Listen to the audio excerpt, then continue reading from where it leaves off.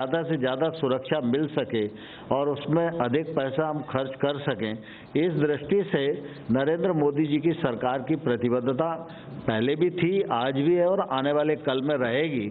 और एमएसपी के मामले में भी अगर उनके मन में शंका है तो हम लिखित आश्वासन देने को भी तैयार हैं।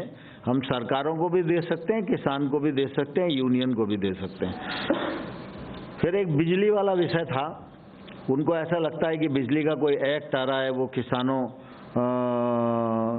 के लिए थोड़ा तकलीफ पैदा करेगा, तो इस मामले में भी हम लोगों ने बहुत स्पष्टता से उन्हें कहा कि राज्य सरकारें बिजली वितरण कंपनियों को वर्तमान व्यवस्था के अनुसार ही सब्सिडी की राशि हस्तांतरित करने की व्यवस्था संशोधन विधेयक में भी रहेगी।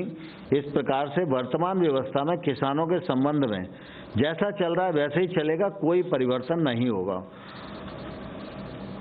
Air quality management of NCR ordinance में ये अभी जो ऑर्डिनेंस आया है उसमें फराली वाले किसानों के लिए भी प्रावधान है। तो हम लोगों ने ये कहा कि भाई हम इससे सहमत हैं और निश्चित रूप से इसका समाधान हम करेंगे। और इस दृष्टि से हम लोगों ने एक पूरा प्रपोजल बनाकर उनको कल दिया।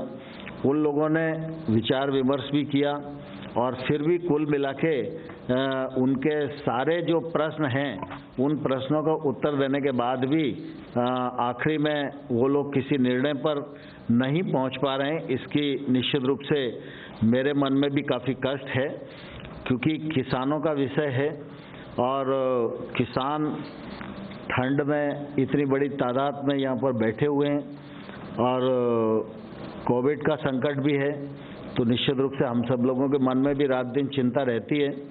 और इसलिए हम लोगों की लगातार पहले भी कोशिश रही है और अभी भी मैं आपके माध्यम से किसान भाइयों और बहनों को आग्रह करना चाहता हूं कि आप सब ने चर्चा के दौरान जो प्रश्न उठाए थे उन प्रश्नों का समाधान करने के लिए लिखित प्रस्ताव भारत सरकार ने आपके समक्ष भेजा है। आप उन प्रस्ताव पर विचार करें और आपकी तरफ से जब भी चर्चा की स्थिति के लिए कहा जाएगा, भारत सरकार एकदम चर्चा के लिए तैयार रहेगी। और मैं आपके माध्यम से किसानों को यह भी कहना चाहता हूं कि पूरा देश इस बात का साक्षी है। 2006 में स्वामीनाथन साहब की रिपोर्ट आई थी और उस रिपोर्ट में भी